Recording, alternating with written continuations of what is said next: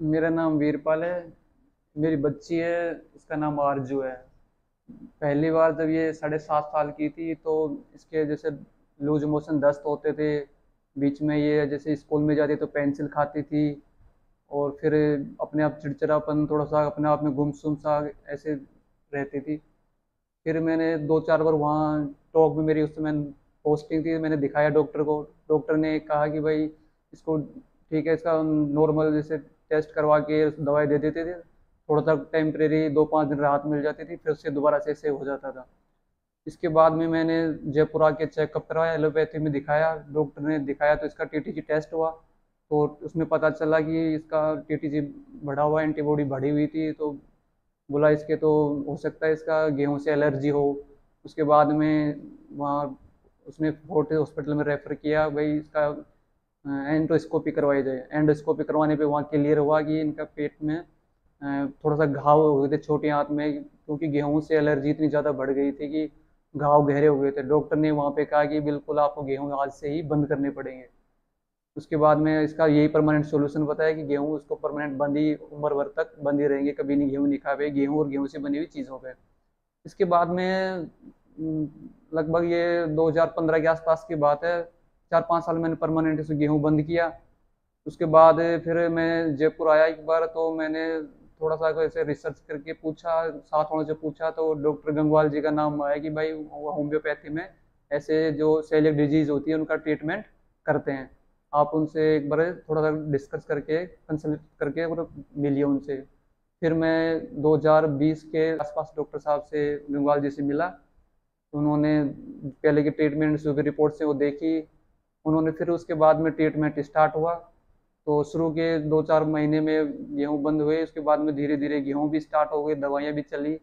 और आज गेहूं परमानेंट गेहूं भी खाने लगी, दवाइयाँ भी बंद हो गई। अभी इनका जो टीटीजी है वो बिलो 3 के नीचे है, यानी नॉर्मल है, बिल्कुल नॉर्मल है। तो हमें बहुत फ़ायदा हुआ इस चीज़ से भाई। आज उस समय बहुत परेशान थे भाई, बच्चे परमानेंट गेहूं खा नहीं सकते, किसी भी ब्याह शादी, कोई भी वार त्योहार हो, कहीं भी हर जगह परेशानी करना सामना करना पड़ता था। हम खुद से घर से इनका बना हुआ खाना लेके जाते थे। लेकिन आज गेहूं और गेहूं से बनी हुई चीज़ें, सब चीज़ें खाती है, और पूरी तरह से अभी कोई परेशानी नहीं है, बिल्कुल कोई ऐसा ऐसा एंटी को सिम्टम्स भी नहीं है कि कोई परेशानी हो। और इसका हाइट और जो वेट है, इसका ग्रोथ हुआ है। मैंने चार्ट तो चार्ट ऐसे हमेशा नोट करके रखता था, तो उस हिसाब से इनका ग्रोथ भी हुआ है। मैंने इस बच्चे का ट्रीटमेंट डॉक्टर साहब का जो जयपुर का सेंटर है राजा पार्क के पास में, वहाँ से इनका मेडिसिन स्टार्ट किया, वहाँ से ट्रीटमेंट लिया था।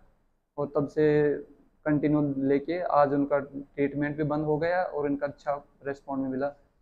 हाँ, डॉक्टर साहब का बहुत बहुत धन्यवाद कि ऐसी जिस बीमारियां जैसे बहुत से बच्चों को होती है लेकिन पता नहीं होता, कोई परमानेंट बंद ही कर देता है, लेकिन इसका भी एक सॉल्यूशन है होम्योपैथी में। और डॉक्टर साहब इसका एक बढ़िया वो एग्जाम्पल है, आप आके ट्रीटमेंट भी करवा सकते हैं।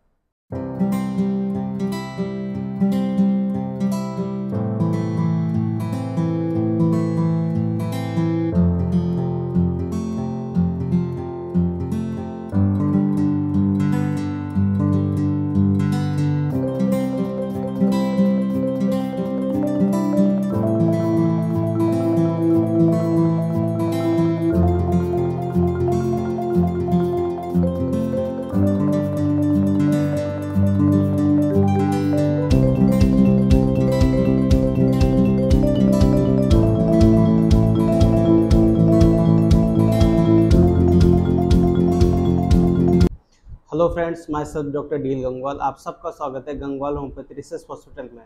दोस्तों, ये हमारा जयपुर सेंटर है जो कि मंडे टू थर्सडे ओपन रहता है। अभी आपके सामने थे आरजू दहिया, जो कि बेसिकली टोकनीवाई के रहने वाले हैं। इन्होंने हमारे जयपुर सेंटर जो कि राजा पार्क में स्थित है, यहाँ पे इन्होंने ट्रीटमेंट कराया था।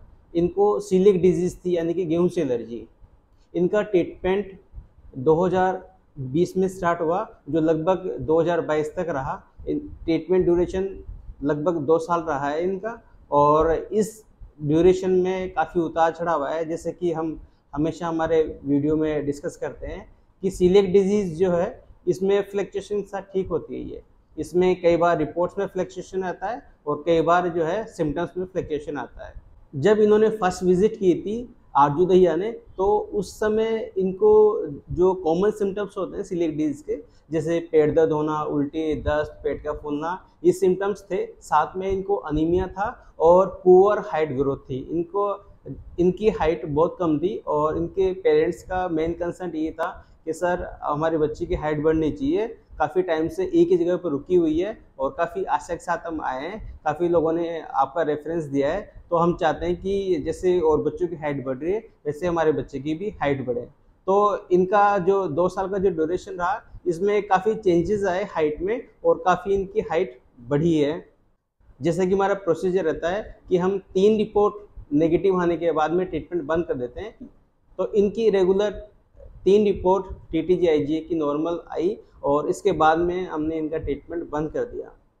गंगवाल होम्योपैथी रिसर्च हॉस्पिटल से जुड़ने के लिए बहुत बहुत धन्यवाद। हम चाहेंगे कि आपका पेशेंस, आपका फेथ, आपका बिलीव यूं ही बना रहे। Thank you.